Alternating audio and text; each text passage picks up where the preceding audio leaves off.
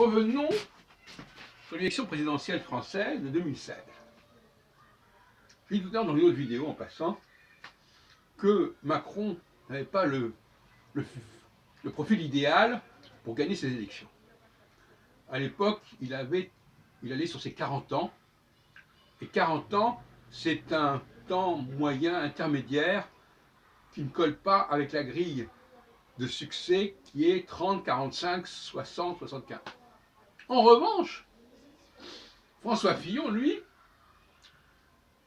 est né en 1954. En 2016, il a 62 ans. Je ne connais pas exactement son mois de naissance. Ça ne change pas grand-chose. Il a donc le bon profil pour gagner les élections. Marine Le Pen, elle est née en 1968. En 2016, elle a 45 ans. Non, elle n'a pas 45 ans, elle a 48 ans. Et elle n'est pas très éloignée des 45 ans correspondant à la phase que j'ai signalée. Mélenchon, lui, il est né en 1951. Il a donc 65 ans en 2016, ce qui n'est pas du tout un bon chiffre. Puisque c'est entre 45, c'est entre 60 et 75, donc c'est un chiffre intermédiaire, et ça, c'est pas des bons chiffres. Même s'il y a des marges, des francs, des sorbes, etc. Autrement dit, François Fillon aurait dû gagner les élections.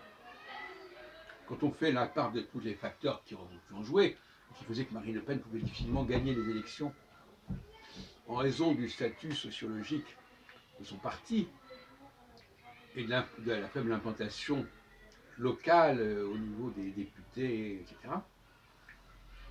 Et on sait très bien pourquoi François Fillon n'a pas gagné les élections. C'est pour des histoires juridiques. Bon. Ça a joué certainement. D'ailleurs, il n'a pas perdu énormément de points. Il était en 3e position, d'après ce que je comprends. Et on a là un problème qui est la question du droit, qui peut interférer avec les élections. C'est pour ça que généralement, on évite de lancer des histoires juridiques dans les pattes des candidats aux élections.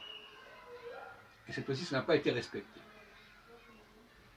Mais il ne reste pas moins que, en dépit de tous les problèmes qui se sont posés, qui sont présentés sur la route de François Fillon au début de 2016,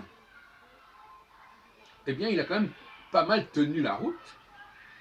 Hein, lui qui était l'ancien ministre, le Premier ministre sortant, si on peut dire, de Sarkozy.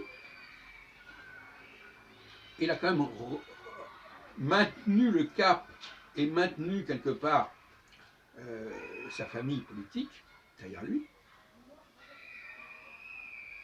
Et il a gagné les primaires contre Alain Juppé à la fin de 2015. Voilà. Là, je me trompe un peu, en fait, c'est 2016-2017. Bon. Donc, en 2017, Fillon aurait dû, à 62, 63 ans, il avait des chances de l'emporter. Alors que Macron, né en 1900, donc il avait 40 ans en 2017, donc il est né en 1977 probablement, oui. Non, c'était 40 ans, c'est pas un bon chiffre du tout pour l'emporter. Donc c'est l'âge des candidats qui est déterminant. Mais là, les deux candidats les mieux placés au niveau de l'âge, Fillon et Le Pen, ne l'ont pas emporté pour des raisons diverses que j'ai expliquées tout à l'heure.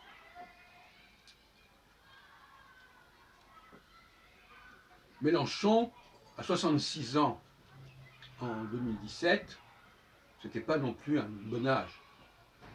Donc il a quand même fait une certaine performance. Voilà, donc finalement, voilà ce que je voulais vous expliquer, n'est-ce pas?